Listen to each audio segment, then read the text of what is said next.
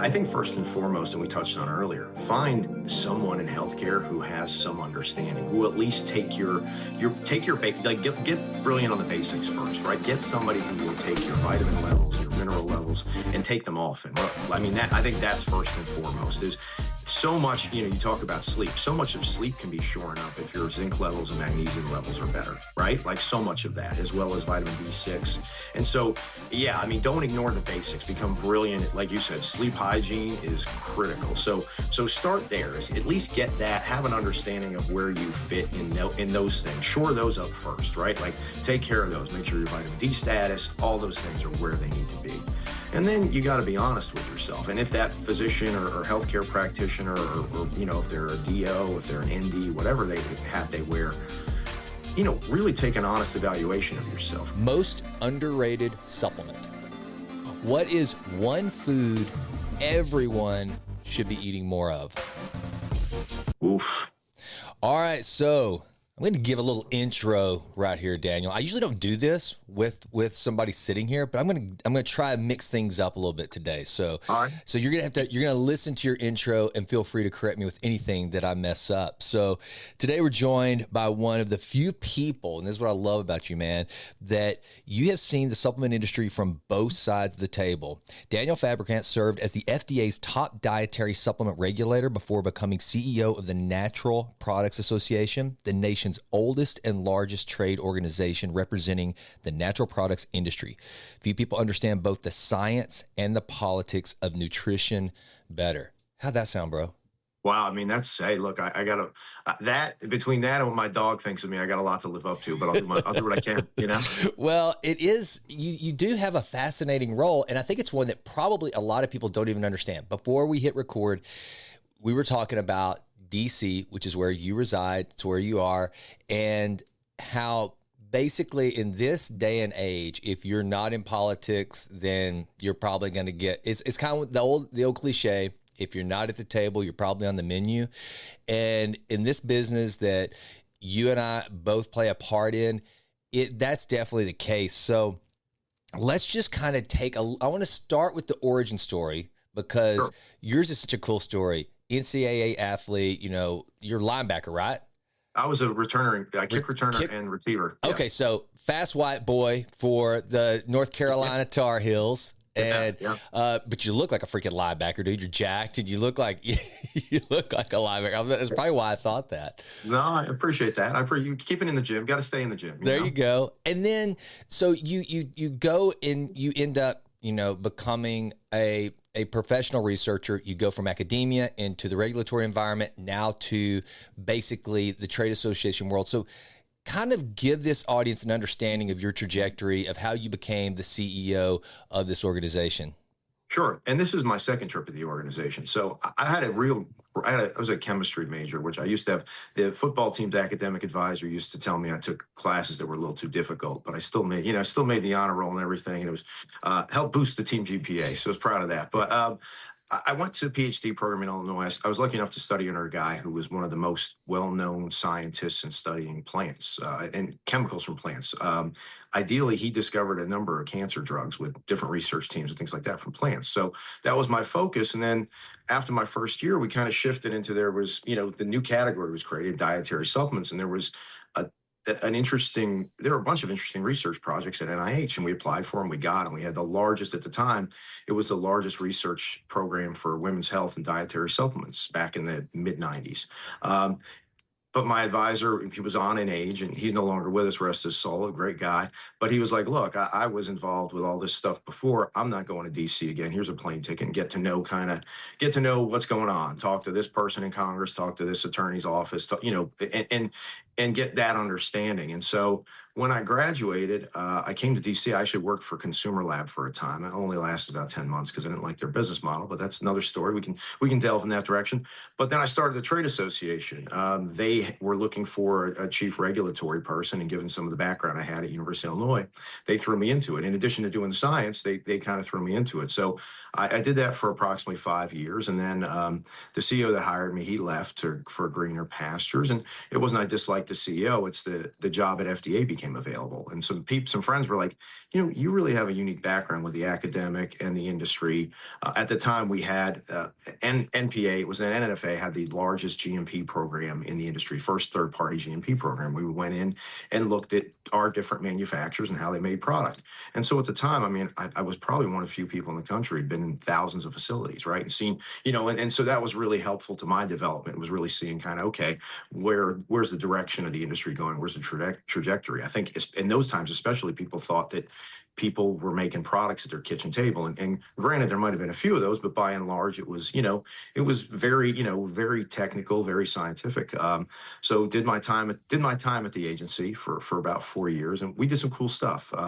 Brought some precedent cases, some things that were, and again, law enforcement is interesting. I mean, it was fascinating to me. I guess I always kind of, as a kid, I guess I played a lot of cowboys and Indians because I always kind of, but you learn kind of the principles of law enforcement and what needs to happen, and how you get more people to be compliant and to follow the laws. And that was really that was instrumental in my background. And then I felt like I had done a lot at the agency, and the association called and said, hey, the CEOs we had didn't work out, and we're looking for a new person, and this is, we want you to be here now.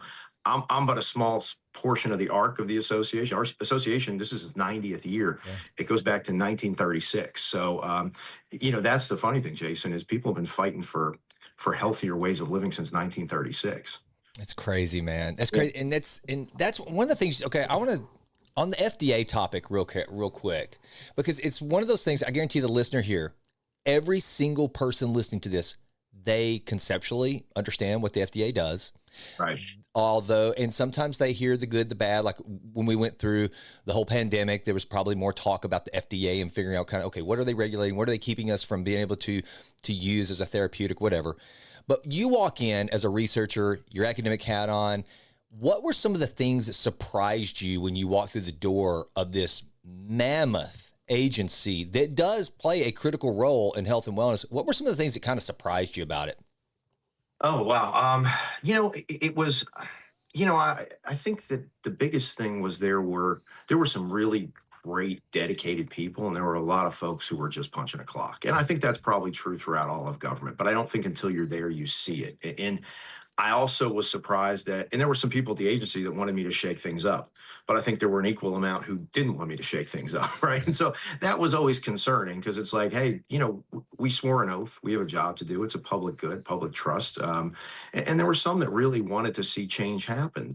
There were others that said they wanted to see some change happen, but they kind of didn't really behave in that way. So that was an important lesson for me, and I guess some of it was surprising, some of it wasn't. But I think by and large, for me, it was, similar to you, Jason. I like to tinker, right? Like, so I was like, hey, these laws are here. I think this means we can do this. Let's see if we can do this. And we did. And so it was good for me, because you had critics, everything from the American Medical Association to, our friends of the Consumers for Science and the Public Interest, and those Center for Science. And they always say, well, yeah, it's an unregulated category. There's nothing that can be done. FDA is powerless. And it's like, not even close. I mean, the agency has some really, we're a country of laws. I mean, that's one of the cool things. And just getting to know the agency and the history of the agency and kind of the creation of the agency was really to inspect and test, right? Both foods and drugs. I'm not going to touch the drug center because that's a whole nother issue. But at least for foods, dietary supplements, yeah, that's the most people want to know. Everyone wants to feel like, hey, the plant this food came from was inspected. There wasn't any bacteria there. There were no sanitary problems. And, especially for dietary supplements, hey, someone making sure, if this thing says it has 100 milligrams of vitamin C when it goes out the door, well, darn it, someone needs to check that. And I think that that's what people want. And the agency does a great job of that. I mean, that was the coolest thing when I was there, too, was the interaction with the people in the field, right? The Yeah. people went out, the people, all politics are local, right? We were joking about that last time we had lunch. Same thing for your FDA is local, right? Like if you have a facility in, whether it's Idaho, New Mexico, Texas, Georgia, Florida, you want that inspector there. You want that inspector to know that you're doing things the right way. Is this a great conversation or what? Daniel is the man. Hey, listen, if you are looking to close those nutritional gaps and up your performance, then check out shopauthentic.health.com. That's where you will find the Authentic Health Foundational Stack formulated by doctors Gus Vickery and Troy Jackson. I do not start any day without taking my foundational stack from Authentic Health. And because you're awesome, because you're cool, because you get to hang out with people like me and Daniel Fabricant, you get 10% off your order at shopauthentic.health.com just by using promo code Jason. So that's it. I'm not going to give you a whole big long read. I just want to say, check it out, shopauthentic.health.com, 10% off, promo code Jason. Daniel's an awesome guy, so keep listening. And thank you so much for listening to The Healthy CEO. All right, back to the show. 100%. Now, one of the things that I think we saw a lot of, I mean, kind of going back to what I said earlier about during the pandemic, and that's where the FDA was front and center along with all the agencies that had to do with anything health related. When did you ever see, and maybe you have an example, or you can just say, yep, saw it, and let's move to the next question. But did you ever have to deal with politics getting in the way of science? I think that's one of the things that a lot of people listening to this now, we get frustrated about is just general consumers, because everything gets politicized. And we talked about it earlier. I think that, and we'll get into this, I think with some of the physicians that push back on functional medicine, integrative health, and some of the more natural pathologies and therapeutics that you and I totally believe in, I think a lot of it is because it's almost like they're taking a political stance versus a stance on science. So were there ever times where you had to go to, where you saw those battles where it's like, hey, this is science versus politics, and in the end, when that becomes the case, it seems like the American public loses? Were there cases like that you saw? Specific to COVID, I mean, let's start there. Like day one of COVID, we had to, and we were lucky. We had some friends. I don't know if you know Mark Short. He was Mike Pence's chief of staff. I Yeah. knew Mark for a long time. Me at the time and the lobbyist for GNC, Romano Romani, we got a hold of the White House first thing and said, hey, the industry is essential. You had states basically saying, no businesses can stay open, no supplement stores can stay open. Some grocery stores had some hours, but we were looking at a total shutdown as an industry, both federally and statewide. So the first thing we did was work federally to get that, to move that ahead. And luckily, Mark was very responsive and got us to be essential for Department of Homeland Security. And so kudos to him on that for the entire industry. And then we had to work state by state. And, the notion that the feds and the states weren't interacting at that point is kind of silly, right? Because you'd think a place like we did pretty well in keeping the states open. So Nevada, Colorado, and Massachusetts shut everything down, right? Mass was probably the toughest because Massachusetts even shut down gun stores. So if they were doing that, we knew politically we were just behind the eight ball. So, but that was only a 2-week shutdown. Colorado was a limited shutdown. We went to the governor there and were able to get things open relatively quickly. I think it was a couple of weeks. Nevada was funny. Nevada was a different story. The governor at the time was Steve Sisolak. And, the bodybuilder Jay Cutler, Of course, yeah. he actually helped us go viral because we had grassroots campaigns to hit the governor's office and make phone calls. And, we got under his skin as that's your First Amendment right. So please, everyone, when those situations arise, make use of it. But there was a Dairy Queen open in a strip mall in North Las Vegas, but Cutler couldn't open his gym, and the supplement store that was selling smoothies two blocks down couldn't open either. So he's, Cutler's there every day taking pictures and videos of the Dairy Queen and then the gym being shut down. And it's like, so you really want people to be healthy? They're going to go to Dairy Queen. So, and look, every now and again, who doesn't love a good, a good Dairy Queen Sunday, but that's neither here nor there. So yeah, the pandemic, it was everywhere. And then you dealt with, I think the bigger problem was this. Some of the folks at FDA now were at the administration first go around. We were really, vitamin D status was the second biggest cohort for morbidity, right? People with low vitamin D, you saw the most, the greatest number of COVID deaths outside of, outside of basically, their age and relative health status, right? So it was, that obesity and then vitamin D status. Now we couldn't say that. We politically, even though it would have been of great public health benefit to say, hey, everybody, especially those of you in northern climates in the wintertime that aren't going to get any sun, you need extra vitamin D because for viral load, and it makes sense, it keeps your viral load way down. And that's the governing factor. But we couldn't even say that based on, politics, the law, what have you. But meanwhile, people are politicking for this, that, and the third to get an emergency use authorization. And so yeah, it was unfortunate. We also the bigger fight we were part of. A lot of people were part of. The Biden administration wanted OSHA to check companies' vaccine records. Now we have companies that manufacture finished products, and they have 1,500, 2,000, 3,000 employees in one particular plant. OSHA has a hard time looking at their eye wash stations. Now we're going to have OSHA in their facility full time looking at vaccine records. Come on. Right. So luckily that was fought against and won. But politically, it was like, I mean, that was crazy. I mean, you had pretty much every slice of industry from gas and oil to food to dietary supplements, health and wellness, medical devices to, even some of the defense manufacturers were in on that lawsuit going, OSHA, we're going to have OSHA look at this. So yeah, it's unfortunate. COVID really showed how political some of this stuff gets, and that's been the great thing I think about this administration so far. You know, and not everything everyone wanted has come to fruition. At the same time, the discussion is, hey, people want control of their health and wellness. They don't want to, they don't want to turf that to the government and go, hey, tell me what to do. And so I think that's been great for everybody. I could not agree more, man. And I think that's a perfect segue into what I want to get into now, because I think that, you and I grew up probably, either through athletics or even outside. We're in the gym, and we were probably, I don't know about you, but I had a subscription to Flex magazine when I was a kid, so all the old school bodybuilders. I used to watch Lee Haney's workout early in the morning on ESPN, yeah. back in the day. Yeah. Right. And so, so we knew about creatine back when it was just a kind of a bro supplement. And now it's one of the most, kind of cornerstone things in most people's supplement protocol. But a lot of people listening are just they're new to the game, and it's overwhelming. I mean, it is overwhelming. One of the things that we talk about a lot in my nutraceutical business is, hey, we're trying to help eliminate that wall of supplements in your pantry that you don't remember why you have it. You don't know why it's there, and you may have just wasted some money. It's just such a massive, massive black hole that you can jump into whenever you start looking at supplementation. But more and more people are willing to take that step because I think, Daniel, more people are taking agency over their health.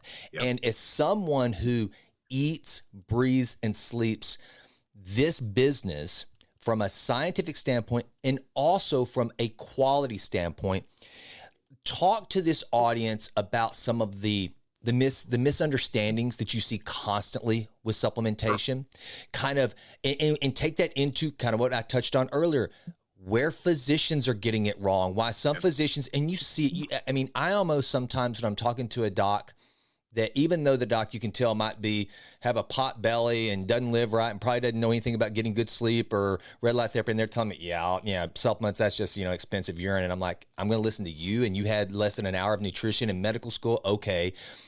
Talk to the audience about some of the myths and misconceptions just surrounding the supplement industry as a whole. And then I want to take that into how we help this audience make better decisions whenever they start searching for their own stuff. So take it from there. What are some of the misunderstandings that people have? I mean, we can have a whole separate program on that, but I want to start with, you brought up creatine, which is near and dear to my heart. We've had in the past 10 years, 20 states introduce age restrictions on things like creatine, anything for muscle building or weight management that's, a consumer, a supplement, that because there are still people, unfortunately. And yeah, you brought back a good memory for me. I remember my sophomore year going in the weight room when they had the drink machines that kind of swirl around.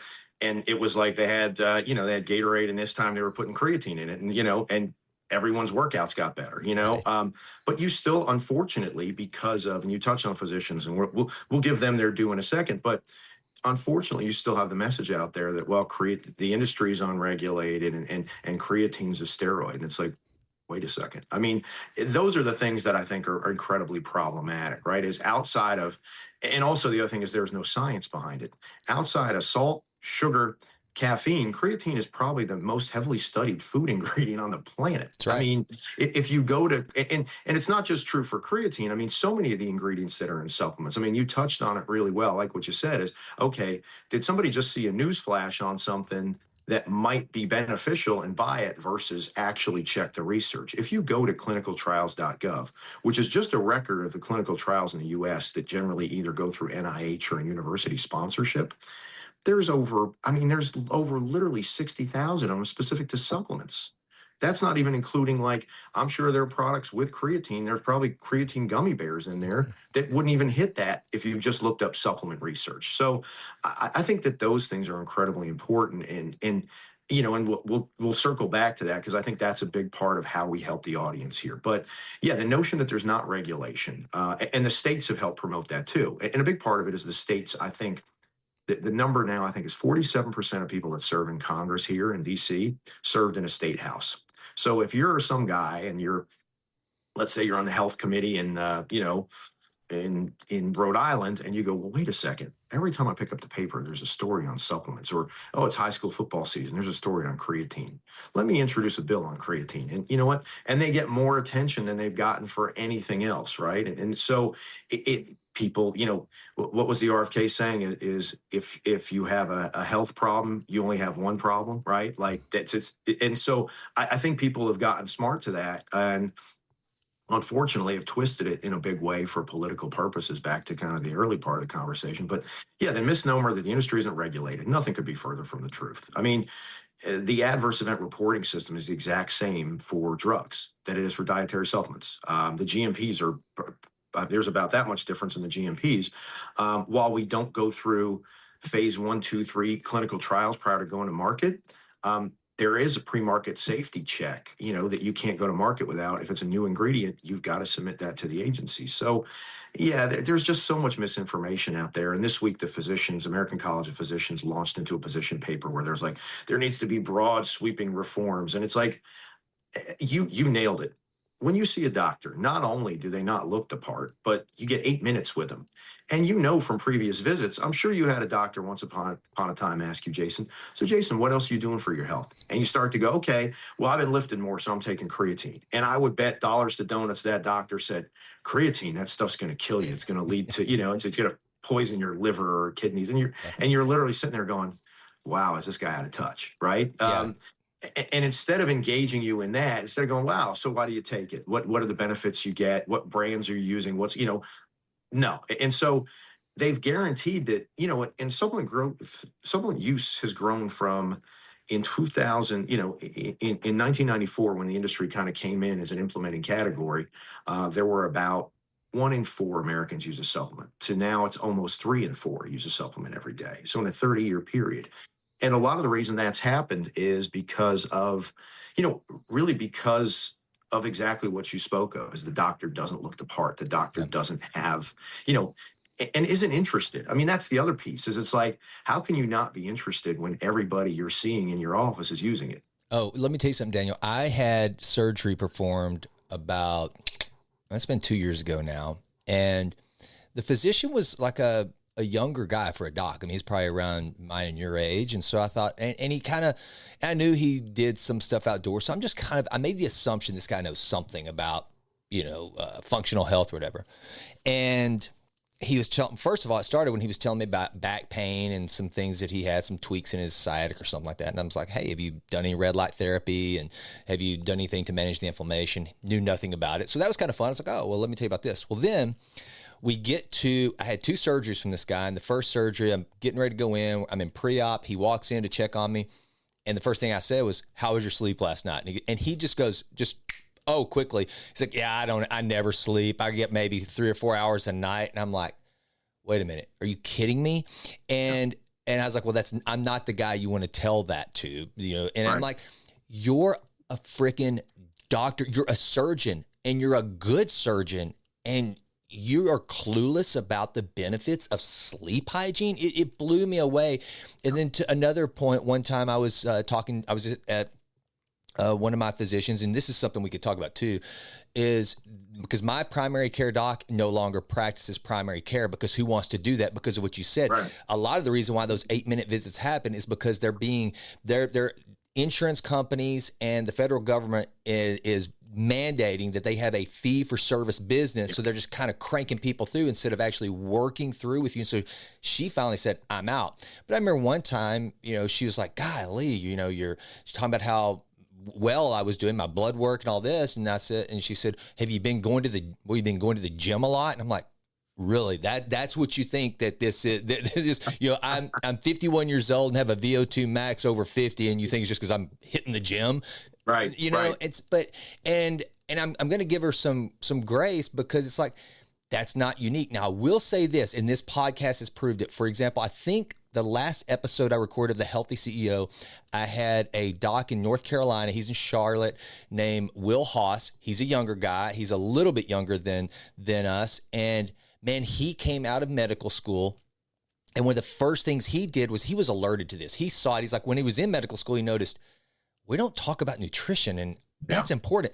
And now he has come out of medical school, and of course he's way out now, but his whole practice has always from day one been about functional medicine. And one of the things I talk about whenever I'm in DC and I'm representing my foundation, which is kind of what brought you and I together, is I'm like, I want to make primary care great again. And part of making primary care and family medicine great again has everything to do with implementing these sort of things we're talking about. It's exercising the agency we have to take control of our health and maintain health, as opposed to just, well, I'm not going to do anything. I'm ill. I'm sick. I've got hypertension. I'm going to go see the doc. And so I'm going to go seek sick care instead of constantly maintaining for health care. I'm hopeful that we're going to finally, with guys like you and what you're doing, and that some of these physicians will latch on, and we'll get better as a country in taking care of ourselves. At least that's the hope.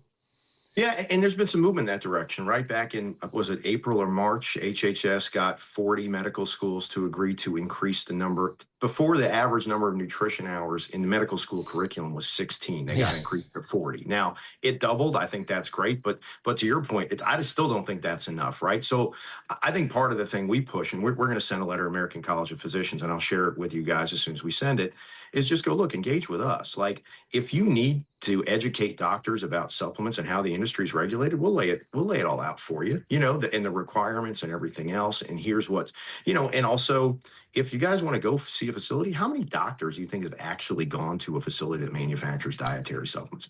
I would guess it's zero. But the irony is they've probably gone to zero that manufacture drugs. So you go, like, what is it they actually understand in that regard, and how do we bring them to that level? And so, yeah, we're going to engage on that. I'm lockstep with you there, Jason. I think that we've got to, we can't just beat them over the head about it, but the notion that they understand, like, that's the thing, right? It is, you and I are already in the advanced course when it comes to how to apply this to your day in, day out healthcare, health and wellness. And they're behind. And I understand the reasons they're behind, but that doesn't, hire a team, hire a nutritionist, hire a dietitian, heck, hire some guy from your local gym who looks the part, who can give you, I mean, right?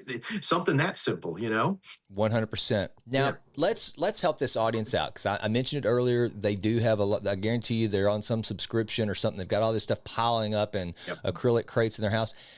Let's help them become better supplement consumers. So let's just start in the online sphere. I mean, where you can buy peptides and you can buy all kinds of your favorite podcast hosts, Signature, Stack, and all that. What are some of the things that people should research before? I want to take this two ways, because I want your science hat and I want your quality control hat. Sure. So if I'm an individual and I decide, I've listened to The Healthy CEO and I like what Jason and Daniel are talking about, and I'm still taking Flintstone vitamins like I did as a kid. That's the only thing I'm taking, and they taste great, but I want to up my game. What are some of the things that person should do from a personal, individual health standpoint to decide what kind of supplements they should start taking? We mentioned creatine, any others, which I think is a universal one, right? There's some of those universal supplements. And then once they've decided and they figured out kind of, here's how I decide how to make something best spoke for my health, my age, all the things I want to do. Then where do they go? How do they vet Right. one of your members that is selling the supplements that are nutraceuticals that they have decided they want? How do they do that? So kind of put all that together for this audience so Sure. that they can go become a better consumer. Sure. I think first and foremost, and we touched on earlier, find someone in healthcare who has some understanding, who will at least take your like get brilliant on the basics first, right? Get somebody who will take your vitamin levels, your mineral levels, and take them off. And I mean that I think that's first and foremost. Is so much, you talk about sleep. So much of sleep can be shorn up if your zinc levels and magnesium levels are better, right? Like so much of that, as well as vitamin B6. And so yeah, I mean, don't ignore the basics. Become brilliant at, like you said, sleep hygiene is critical. So start there. Is at least get that. Have an understanding of where you fit in those things. Shore those up first, right? Like take care of those. Make sure your vitamin D status, all those things are where they need to be. And then you got to be honest with yourself. And if that physician or healthcare practitioner or if they're a DO, if they're an ND, whatever hat they wear, really take an honest evaluation of yourself. Are you someone who's got, about 10% of the population some sort of gut challenges right now in the country? Now, some people think that's due to food quality. It may be. I think it's just due to the overall American diet. We're overfed and undernourished. But you've seen so much research in like the probiotic space. So understand like where you may fit in the probiotic space and try to figure out what aligns with your lifestyle, what aligns with, what strains may align research wise with what you're dealing with there, and the gut is critical, right? We hear about gut brain axis all the time. It's almost been done to death, but I think that's a critical piece. And I think when it comes to the gut brain axis and looking at where to go, um, there are a few ingredient manufacturers that have sponsored most of the clinical research. Now, their ingredients make their way into different branded products. Instead of following the money, follow the clinical trials, right? It's like you've got companies, and this is spirit of full disclosure. Two of our board companies are very significant in probiotics, Novo Nessus and Kerry. Kerry's one of the oldest Ireland dairies and oldest dairies in the world. So they know a little bit about probiotics and milk manufacture and that sort of thing. So, and they've got they've got hundreds of clinical studies on probiotics. So follow those. Now, they don't make a finished product, but those ingredients, those strains go to the finished products. And if those line up with your needs, and again, work with the doctor on those needs, go for it. You touched on peptides. I really like peptides, but not all peptides are peptides you can take through your mouth as a supplement, right? Some have to be injected. Some of the ones now that people are taking through their mouth that have to be injected are you're just buying fancy amino acid powder, right? Which, hey, look, amino acids are great, especially if you're in the gym 2-3 times a week. You need those, especially at our, let's say mature stage of things in our 50s, but yeah, don't just say, okay, I heard some guy saying, I've had 2 ankle surgeries, right? And I used Achilles was pretty rough, but used some of the newer technology, some of the shockwave therapy to rehab them. And there's one friend of mine's like, you really ought to try BPC 157. He's told me, yeah.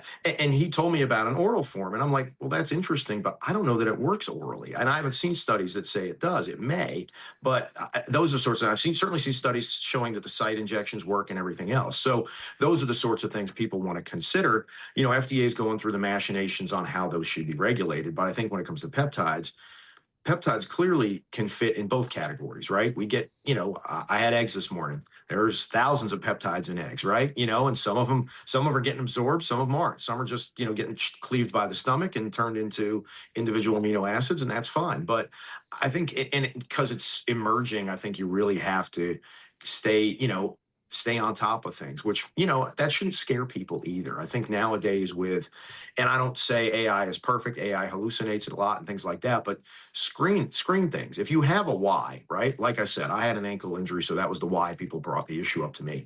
Whereas then you can start to screen things. Don't just go for the trends, right? Like you hear about certain things, you go, oh, wow, that sounds trendy. I want that. That's kind of really get to, it's funny.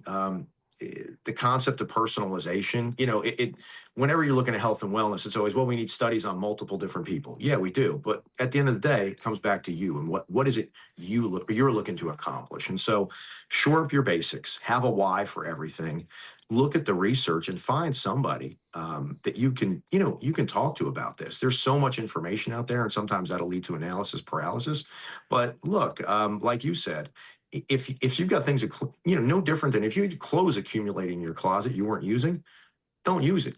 You're clearly not motivated enough for the why or have a reason enough to use it. And the motivation isn't enough. You've got to be disciplined. Like you said, creatine. Creatine's one that, the recent studies, women, back when you and I started working out, women were like, no, I'm not taking creatine. I'm going to get big muscles like a guy.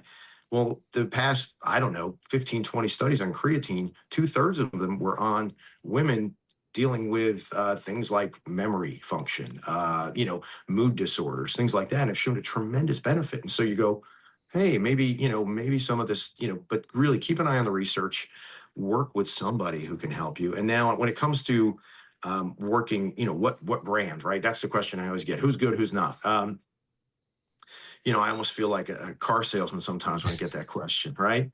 But I think a lot of it is, of course, people are always going to gravitate to what appeals to them. But listen to the messaging, listen to the story of the company, right? Unfortunately, there are some people out there that say, "Hey, if a company tells you they're the only ones that can do the science or the only ones that have the science, run." Right? Like that's kind of conversely, if a company says we don't need the science, run. Look at folks who have some skin in the game, who are involved, who are invested. The people that are talking to you. Heck, look at the people who come here to Washington D.C. They're raising, there's plenty of people in the industry in every part of health and wellness, whether it's red light therapy, supplement industry. There's plenty of people in that industry. How many of them are actually investing their time, their treasure to come to DC and push for good policy, Yeah. right? Not politics, but push for good policy.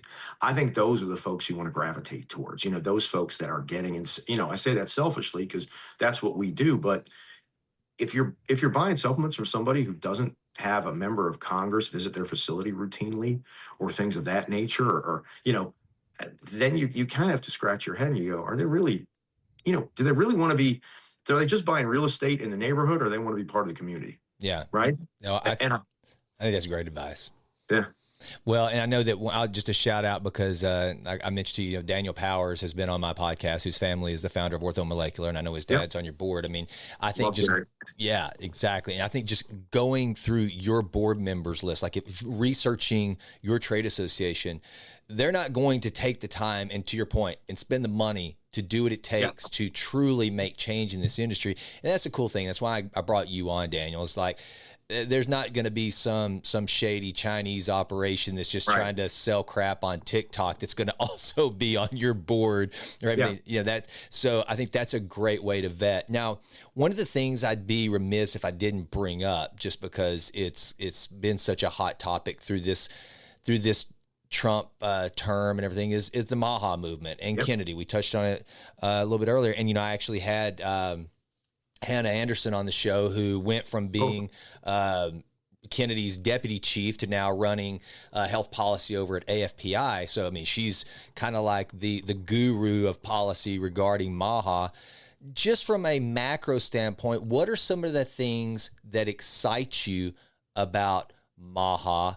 But also, because she and I covered this, like, what are some of the things that concern you about this movement? Kind of from both sides. What are you thinking with regard to the whole Make America Healthy Again movement? The coolest thing in all of it has been, this is the first time in the history of HHS we've had a secretary of HHS who has prioritized food, right? Like because it's usually like, okay, we're going to look at drugs, we're going to look at, because it's a big job, right? This is the first time we've had someone go, look at us. Like, we've got access to every drug in the world. It hasn't increased, the lifespan is flattened since we've had that, right? And so you go, I like that, common sense is a gift, right? I think this is it. So I like that. And I think that that's going to stick, right? I think that that's really the critical thing, is like, hey, we have to make how we eat and the guidance from government important, because I love what they did with the dietary guides and the pyramid, right? It's like, hey, you know what? Yeah, we probably need to cut down on the refined flours, carbs, everything else. Like, yeah. And I think people like you and I, we have lunch, you throw some red meat and some greens on the table. That's it, right? Like, and however, I think if you're someone who doesn't have access to that or hasn't made it a point, and also it shifts the conversation for the next generation, for the younger, for the younger people, because they may be thinking, oh, hey, no, I'm exercising, I need to eat more of this refined grain or more of this, and it's like, no, you need to get X amount of protein a day, and so on. So I think that's one of the great things, and that's going to stick. I think there was a lot of optimism. There was a lot of progress. I think that's the other thing is sometimes when you're an outsider and you walk into DC and you're like, no, we're just going to keep it outsiders. And this, you're a part of the furniture here, just like me. But and while we do have somewhat of an outside approach, you have to get inside, right? You can change more in the system from the inside than the outside. And, some of the stuff that's going on right now, like I know, like, for example, we talked about probiotics and there's so many studies on benefits, but if we go by some of the definitions floated by some of those in the MAHA camp about an ultra processed food, all of those probiotics are ultra processed. And it's like, guys, that's not helping the government, right? So some of this is very, very, it's incredibly technical. Putting my research hat back on, my FDA hat, it's incredibly technical. And I understand the upset at ultra processed food that are making America obese, but you don't throw the baby out with the bathwater, right? I mean, you can make an argument that whey protein, and I had my whey shake this morning. I'm cutting weight right now, so I had my whey shake this morning. You can make a case that that's an ultra processed food based on some of the guidelines. And so you go, okay, so some of these things we can't just demonize everything. We've got to be very specific, very targeted. And I think the folks are getting there. But again, here's the other side of this. MAHA we're a year and 8 months in, right? I mean, and I know the mainstream media just wants it to fail. Like, they not only want it to fail, they want it to fail for RFK, and then they want to flip it over and make it into like, dare I say, the other side's initiative, right? Like they're waiting it to fail for him so they can pick it up, shine it up, and go see all the good we did, right? So which tells you there's some value there, and I think that that's important. And look, health is a nonpartisan issue as far as I'm concerned. So I think everybody should be supporting looking at these things and getting them right. Is okay if we're going to make whey and ultra processed food. That's a problem, right? Right. So how do we ensure like we're not cutting off things that we like and instead of having these broad sword, and I get it. Some people are upset and they want to cut with a broad sword, but on some of these things we can't do it. We got to be surgical. Yeah, I agree. And I tell you what, one of the things and I have people from both sides of the political aisle and completely politically agnostic come on this show and my other podcast, the Jason Wright Show, which is more generally topic. And when we get on this subject, I always say, I don't care where you fall on RFK. I don't care if you saw the Instagram video of him grabbing snakes with his bare hands, which clearly freaked me out, dude. I'm not going to, like, wow. And you think, yeah, see, the guy's crazy. The bottom line is we're having conversations at the national level at HHS about, to your point, food as medicine and nutrition in ways we've never had before. I mean, and it's been so long. It's been the same for so long where we're like, yeah, you got to get three meals a day. And then if you mentioned it, you look at the old school food pyramid and you're like, a lot of that crap you and I aren't even going to put in our, now we might get some extra grains if we throw some of those biscuits on the table from the Occidental in DC, but for the most part, guilty as charged. Right. For the most part though, we're just going to stick with that amazing filet and some greens, but those biscuits are pretty freaking amazing. They are. But that's the thing I love about what's happened with Kennedy is that we're just having the conversation. And I think, again, like we said earlier, I think a lot of these physicians, man, God bless them. They went to business school. They went to medical school. They started the practice and they just kind of got in this lane. And a lot of them are now going, maybe I should check this out. Not all of them, but there are so many doctors. In fact, JJ Virgin, who is, I've been on her husband's podcast, and they have an entire seminar that they hold like 4 times a year for physicians who want to make functional medicine a part of their practice. That's what they want to do. And it's so cool to see that change is happening. And I credit a lot of that with the whole MAHA movement. Yeah. I'm going to be in October out in Puerto Vallarta with Lee Aaron Keneally, who is out in California, one of the OGs of functional medicine. I mean, I think Lee Aaron was a cardiologist by training, but Yep. she started practicing functional medicine way back when everybody was calling her kind of a wacko. And well, now she's one of the leading voices in this stuff. And so I do see the change coming, and I'm going to give a lot of credit to RFK in the halls of power, in the halls of policy and regulation, saying, hey, and dude, I'm going to steal this, Daniel, getting brilliant at the basics. Yeah. That to me, that's what this is. This is Yeah. getting brilliant. And so when a PhD who can swim way further out in the ocean than I can tells me, hey, buddy, just learn what the heck to do to survive while you're on the shore really, really well before you go swimming way out to the horizon, I'm going to listen. So get brilliant on the basics. And I think that's a lot of what Kennedy has done. Yeah. He's just said, hey, why don't you see what's in your food? That's Right. Right. And really take a look at I think there's been some cognitive dissonance with the diet and with supplements too. I mean, I think you touched on it. There are people who are multiple supplement users and don't really have a why, and it's like, have that why. Make sure, we're talking about, here's the thing, right? We always tell people, we don't sell magic bullets. My members don't sell magic bullets, right? This is not the magic bullet industry. This is a lifestyle change industry. This is, you want to give yourself the gift of eating better, working out more, and filling those gaps with supplements or enhancing your performance with supplements, with like things like creatine and what have you. So that's a different mentality than, hey, well, I'm going to take this and it's going to, make me instantly healthier. That's not, this is a reap what you sow thing. Yeah. And I think you're right. I mean, RFK gets a lot of credit for that, for again, saying, hey, a lot of this is common sense. And can we get back to that platform? People weren't meant to eat 10 servings of grains a day, right? I mean, that's, so let's turn that pyramid upside down and, see what shakes loose. And I think it's been, like you said, the fact it's in the vernacular now, the fact people are talking about it every day, that's not going away.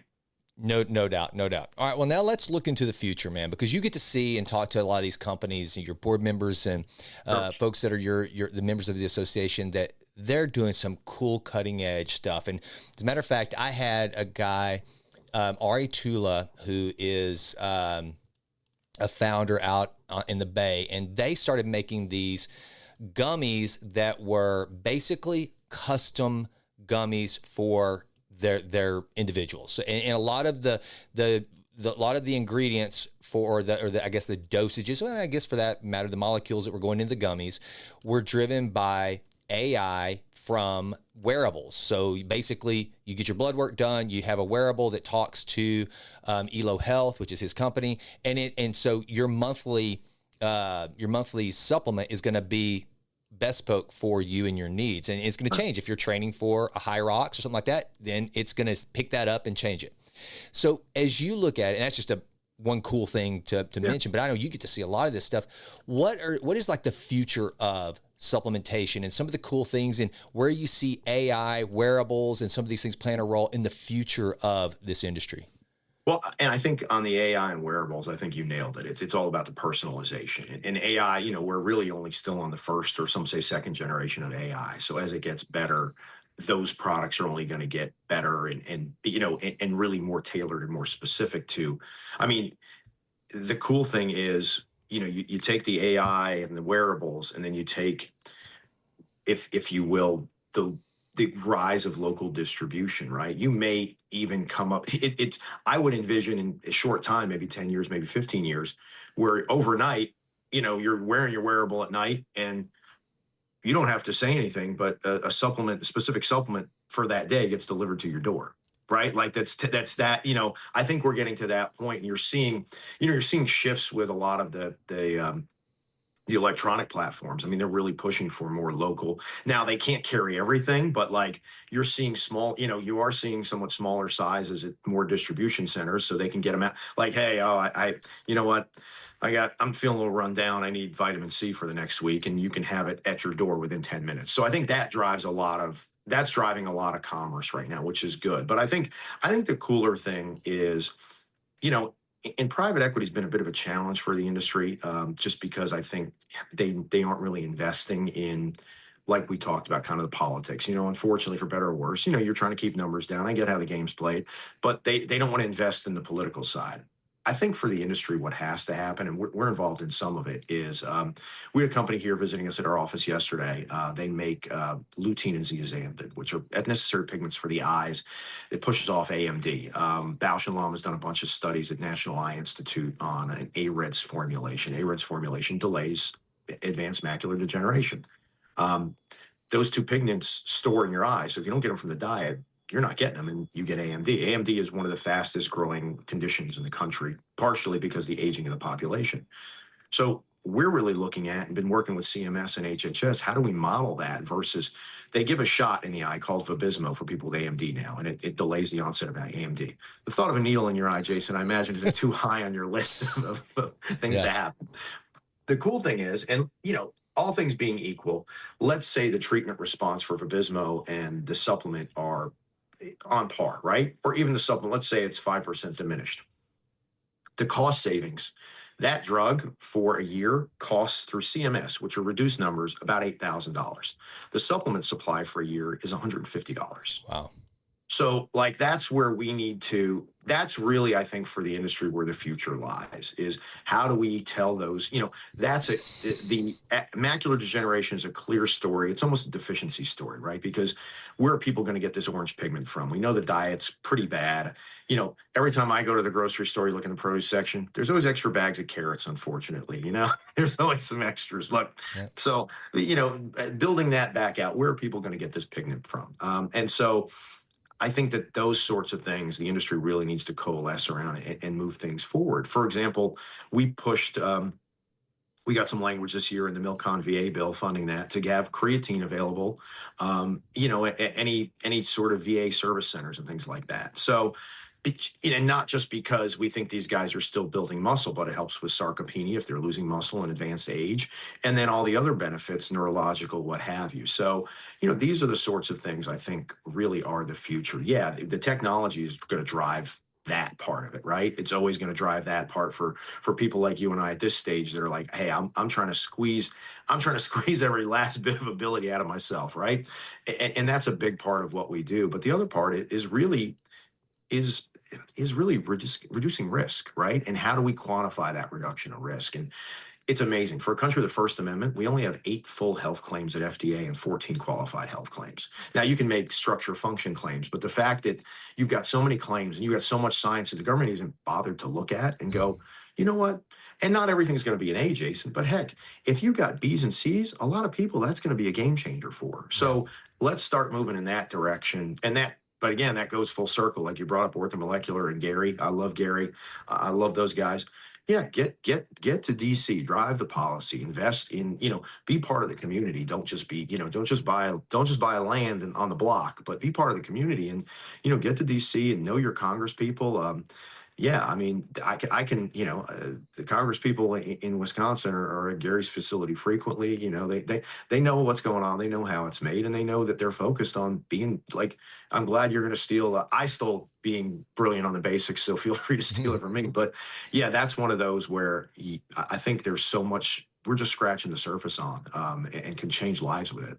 Well, and I know you didn't ask me to do this, but I'm going to tell you because I'm a big, and when you've been self-employed for a lot of years, then you understand the value of trade associations. And, one of the things that we remember, and this is, folks, this is how it works. If you remember the Got Milk campaign, that wasn't just because out of the blue, someone at HHS decided, you know what, we need Americans drinking a lot more milk.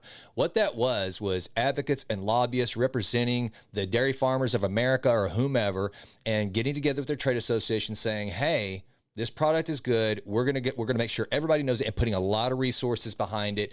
That's how this works. And Daniel, your trade association, anybody within an earshot of my voice, if you're in the business that I'm in, like I've told Daniel, I mean, as a co-founder of a nutraceutical company, I'm going to be involved because there is no creatine lobby. There's nobody out there that's just, hey, congressman, you got to know about creatine. No, there's professionals like Daniel walking into offices saying, hey, let me explain to you the science behind these molecules and why they need to be a part of the national conversation. And by the way, let me just tell you about the most researched, and you're right, I had Dr. Jose Antonio, yep, probably the leading researcher on creatine for over 30 years.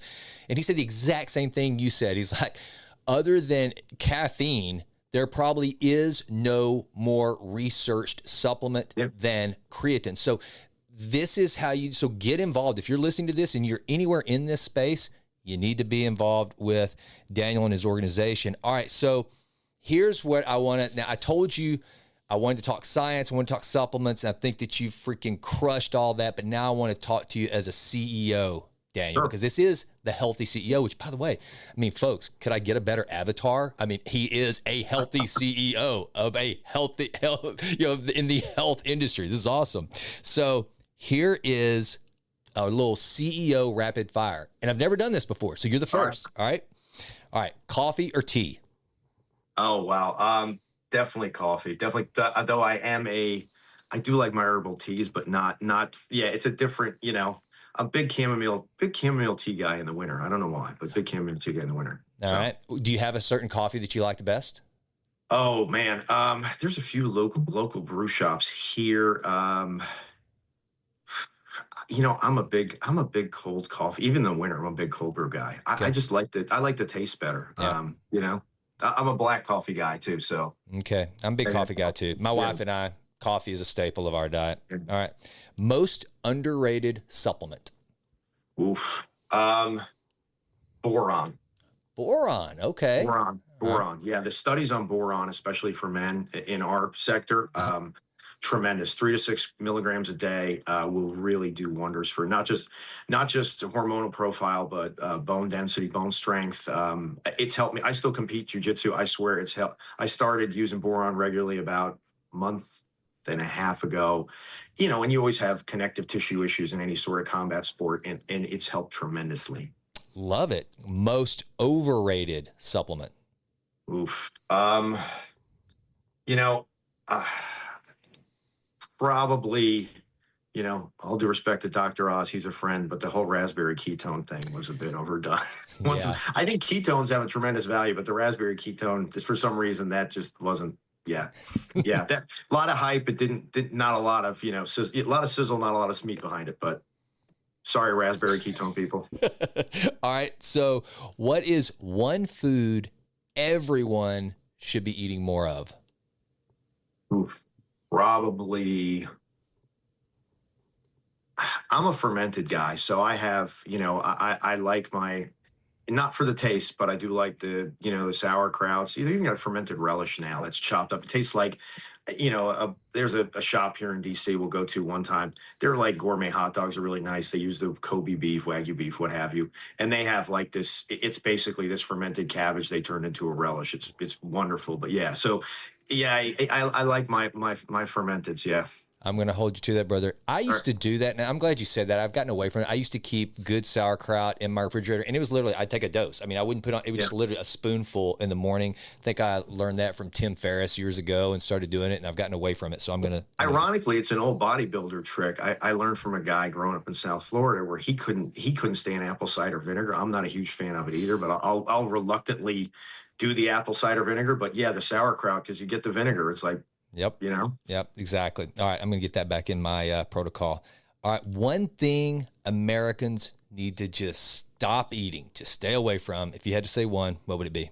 Oof. Man. Oh God, that's tough because there's more than one. I think I'm gonna take a different spin on this. Is if you're gonna have a sweet, make sure it's no more than 200 calories worth of a sweet. I like that. I like that. Yeah. I think that's a biggest part. Like, look, I mean, everyone ate a Snickers bar when they were a kid. I swear they just keep getting bigger, like those sorts of things. It's like, I certainly steal my kids' Halloween candy. I limit myself to like, a few of the mini Reese's pieces and then I'm out, right? Like, mini Reese's cups. Cause I think that's even more important than, look, if you make it into such a forbidden thing, eventually I think most people, now there are some people that are hyper disciplined are going to break, but I think most people, they're like, if you tell them no, they're gonna want to do it. Yep. Could not agree more. All right. Now this is one that everybody loves, and especially somebody like you as a leader and somebody that's in health and wellness. Just kind of give us a rundown of what the morning routine for Daniel Fabricant looks like. Sure. Well, today. So I try to get on the mat 2 to 3 days a week, usually once on the weekends and once during the week. So today was my day to get up on the mat.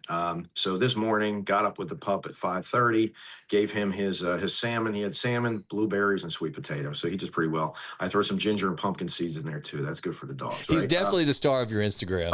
Yeah, no, That he's a dude gets funny one. treated better than I've got. Now I've got a pretty pampered pup downstairs too, but I think yours takes the cake, brother. Yeah, He I'll lives pamper, well. but he lives well. So did a walk, sent a couple of emails, and then went off to train. Was on the mat by 7, off the mat by 8. Got today we didn't. He wasn't so rough on me today. We just learned some new positions, but let me tell you, Sunday was rough. Makes my ears pretty, I guess, or something like that. But then had a meeting on the hill. Grabbed a cup of coffee, cold brew. Took care of that. Then came back here for the podcast.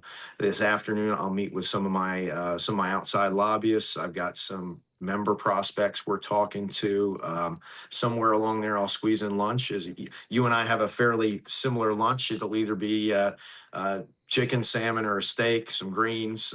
Try to stick to the water every now and again. We'll throw a glass of wine in there, depending on how DC is amazing, right? It's like you get to meet so many people, and you've got so much history with so many different people that you're always kind of reigniting the flame, which is cool. So there's been a lot of that, especially in the summertime and election year. Some of this slows down. So then just have a few more calls, few more emails. Probably like you. Somewhere in the neighborhood of 400 to 500 emails a day. Not all of them are readable or ones I have to get back to, but you got to filter. And then tonight there is a fundraiser. I will do my best at the dinner. Usually most of the dinners now, the fundraisers have gotten really sharp. Generally you get 3 options for dinner. You usually get a fish, a vegetarian, and a beef. So pretty easy to either get, a piece of salmon or a piece of sea bass or a steak and do that. The desserts, like I said, I'll have a bite of desserts, but generally I'll have 2 bites, and then you gotta push that thing away, or Yeah. you're gonna get in trouble. So yeah, and then try to get hit the rack 10:30, 11. And that's roughly it. Make some time for whether post dinner there are gonna be people hanging around. So sometimes for socializing, you got to have that. That's the other key piece too. I think now, and I've loved our conversations. I think now it's really easy to get caught up that you just need one person for all your needs in your life. No, you got, whether you're a guy, you got to have your boys. If you're a girl, you got to have your girls. You got to have, you got to mix it all up. I think that's the cool thing about, especially like your podcast. There's so much good information out there now that you really have to approach things with. Yeah, I've got 2 signs on my wall. Growing up in Miami, Jimmy Johnson, we always went to his football camps as kids, and he had a saying, "Don't be tired." His thing was tired. Being fatigued makes everyone a coward, so don't be tired. And you go, wait a sec, don't be tired. That's crazy. But eventually it kicks in. And then the other one is the old Walt Whitman quote, which is be curious, right? Yeah. Always be curious. And so, we try to stick to that.